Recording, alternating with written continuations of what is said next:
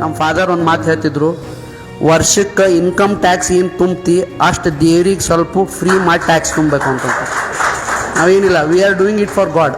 ದೇವ್ರ ಸಂಬಂಧ ಮಾಡಾಕತ್ತೀವಿ. ಏನು ಅಲ್ಪ ಸ್ವಲ್ಪ ಮಾಡಿದ್ವಿ ಅಂದ್ರೆ ಪುಣ್ಯ ಕಾಯ್ತೈತಿ. ದಿವಸ ಅಡ್ಡಾಡ್ತಿರ್ತೀವಿ, ಹಾಂ, ಅಲ್ಲಿಂದ ಇಲ್ಲೇ ನಮ್ಮ ಫಾದರ್ ಹೇಳ್ತಿದ್ರು, ಹಾಕ್ಸಲ ಹೇಳ್ತಿದ್ರು, ಪುಣ್ಯ ಮಾಡಿದ್ವಿ ಅಂತಂದ್ರೆ ಆಕ್ಸಿಡೆಂಟ್ ಅಂಕರು ಆಗುದ. ಇವತ್ತಿಲ್ಲ ನಾಲ್ಕರು ಆಕ್ಸಿಡೆಂಟ್. ಪುಣ್ಯ ಮಾಡಿದಿ ಕಾಲು ಮುರಿತದ, ಪುಣ್ಯ ಮಾಡಲಿಲ್ಲ ಅಂದ್ರೆ ಜೀವ ಹೋಗ್ತದೆ ಅಂತಂತೇಳಿ. ಪುಣ್ಯ ಯಾಕೆ ಮಾಡೋದು ಅಂತಂದ್ರೆ ಪುಣ್ಯ ನಮ್ಮನ್ನ ಕಾಯಿಲೆ ಅಂತಂತ ನಾವು ಮಾಡ್ತೀವಿ. ಇದು ನಾ ಮಾಡೋದ್ರೊಳಗೆ ನಂದ ಸ್ವಾರ್ಥದು, ದೇವ್ರು ನಮಗೆ ಕಾಯಿಲೆ ಅಂತಂತ ಹೇಳಿ ನಾವು ಮಾಡ್ಲಿಕ್ಕಿರ್ತೀವಿ. ಇದ್ರೊಳಗೆ ನಾ ಏನೂ ದೊಡ್ಡ ಕೆಲಸ ಮಾಡಿಲ್ಲ.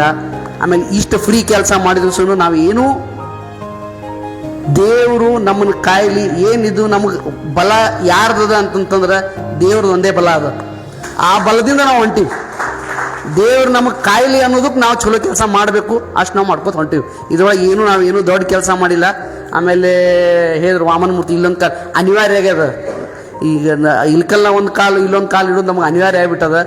ದೇವ್ರು ನಮಗೆ ನಿಮ್ದು ಬ್ಲೆಸ್ಸಿಂಗ್ಸ್ದಿಂದ ಸರ್ ಹೇಳಿದರು, ನಿಮ್ಮ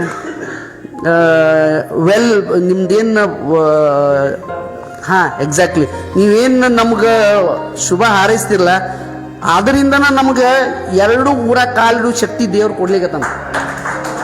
ಇಷ್ಟ ಕಂಟಿನ್ಯೂ ಮಾಡಲಿ. ಇಷ್ಟ ಹೇಳಿ ನಾನು 2 ಮಾತು ಮುಗಿಸ್ತೀನಿ.